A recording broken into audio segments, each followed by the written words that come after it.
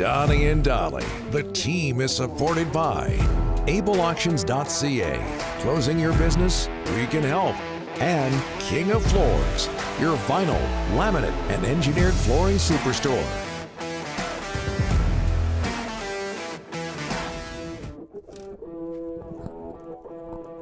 Donnie and Dolly, presented by Able Auctions and King of Floors. All of our guests today are sponsored by Passant Motors. It's the Canada Day sale at Passant all month long. Great promos, lots of savings, and great deals. Check them out online at PassantMotors.com and follow them on Twitter at Passant Motors, as we're joined now by Kevin Epp, agent for multiple NHL players, including Jake Virtanen, Oliver Ekman-Larsson, and Travis Hamonic.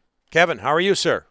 I'm doing great. How are you guys doing today? Very well. Thanks so much for doing this. Have you been busier than you are right now? But I wanted to ask you guys a question before we started. How come it's not Dolly and Donnie? Why Thank you.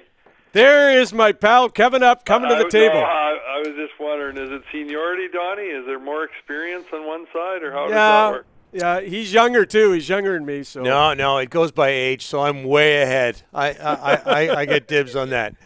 Okay.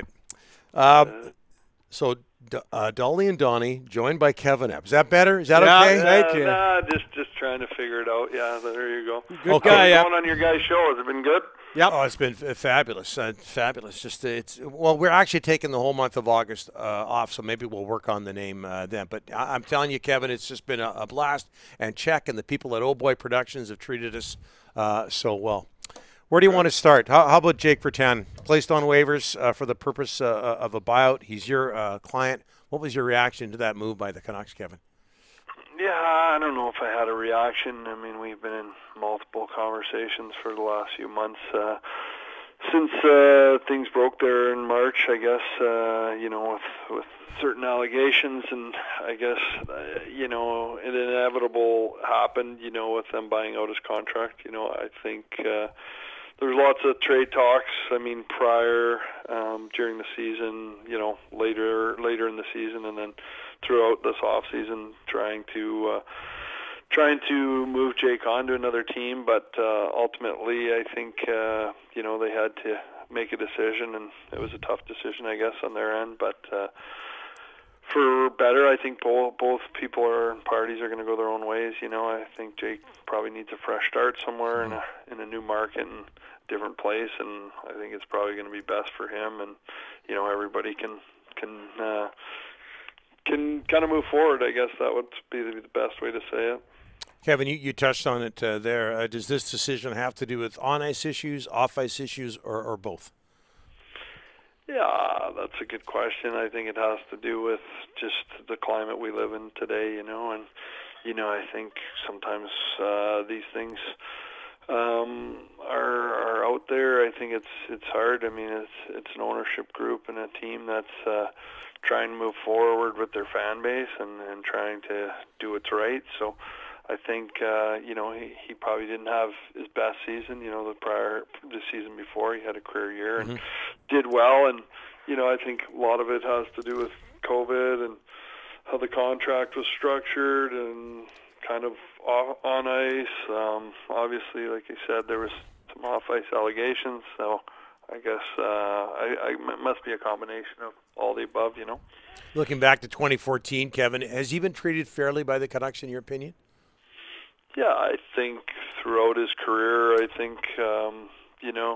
a tough market, I mean, you guys know firsthand how the media is here, and I mean, we're going through it right now with OEL, it's crazy, they make a trade for a number one pairing defenseman, a top player, and they're already being scrutinized over the deal, and it's crazy to think that this market is so driven by the media and how they can put a negative spin or a positive spin, and it seems to me that more often than not we're talking about the negative side of the Canucks and the negative downside of it where it's really unfair, and I think it goes that way with a lot of players, and I think you've seen over the years there's been a lot of free agents and players that haven't come to Vancouver or Canadian markets because they don't want to be under the scrutiny of every day is do or die in the fans and the media's eyes, because one day you look at Mark Bergevin, he's up for GM of the year, and he makes a move at the draft, and next thing you know, people are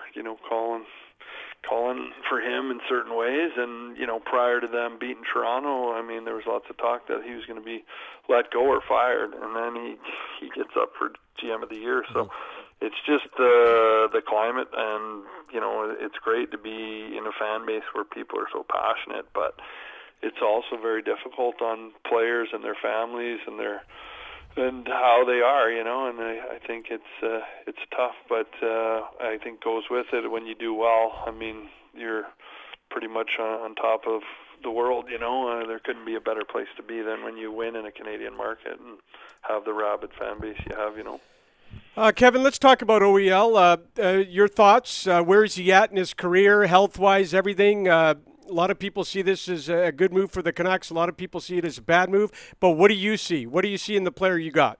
No, I couldn't see it as better. I mean, his health has never been better. I mean, he's really, as you get older in your career, you just train that much harder, you prepare that much better, and I think his desire to win is going to be shown here. Like, I think they're going to get a guy that they were seeing that was a talk for a Norris Trophy candidate, back in the day. Like, he's gonna bring something to this team and this market. I think the Sedins have said it. He's a professional. He knows how to prepare. He knows how to compete. He knows how to treat people right. He's everything. This team probably needs to push them hopefully to that upper echelon of the league and take the next step. And I think that's kind of what you've heard from Jim and his people. I think they see that, and I think they're going to give him every opportunity. And I think we're going to see the best hockey he's played in years.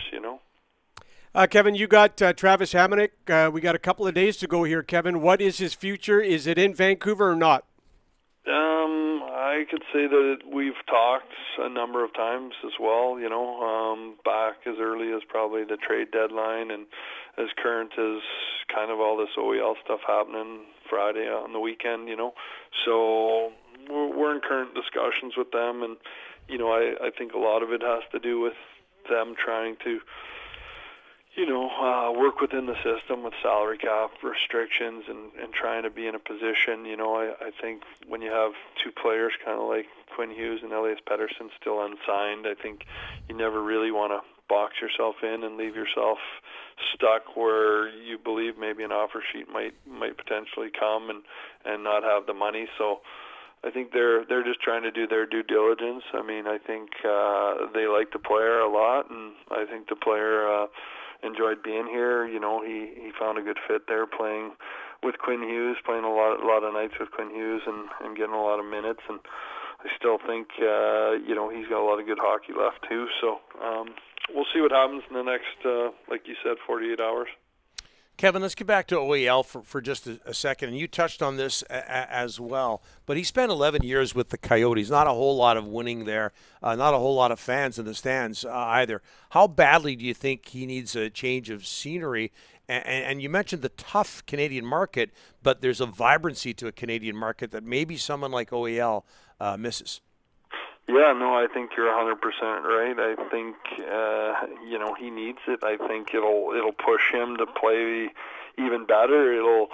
He'll thrive upon it. I think when you start playing, your whole career in a place like Arizona where there's not a lot of support, there's not a lot of media attention, there's not a lot of fans to say. I think, that's going to, elevate him. I mean, he's played some of his best hockey ever at the World Championships, and that's always, or the Olympics, it's always been, the biggest thing in Sweden. He comes from a hockey country where it's very important. So I think, it's similar in Sweden as it is in Canada, where people are passionate and really want the best and root for you. So I think that's going to be big for him to come to this market and show that, Hey, Kevin, one final one on Jake. You have permission to talk to teams. When he hits the market, do you expect a lot of interest to be there, Kevin? I think there will be interest for sure. I think we've talked to some teams, and I think, I think everybody kind of wants to make sure that he's ready to go and is able to come play and do well for them. So I think we'll have for sure some interest. It'll be, in a good situation, I think, wherever he lands, where he'll be able to fill a need and a role on a team and be able to continue on playing. All right. You've always been good to us. We want to get you back, so I'll forgive you for the Dolly and Donnie comment. Thanks so much, Kevin. Okay, guys, have a great day. Appreciate the call. it. Thanks for doing this, Kevin. Really appreciate it.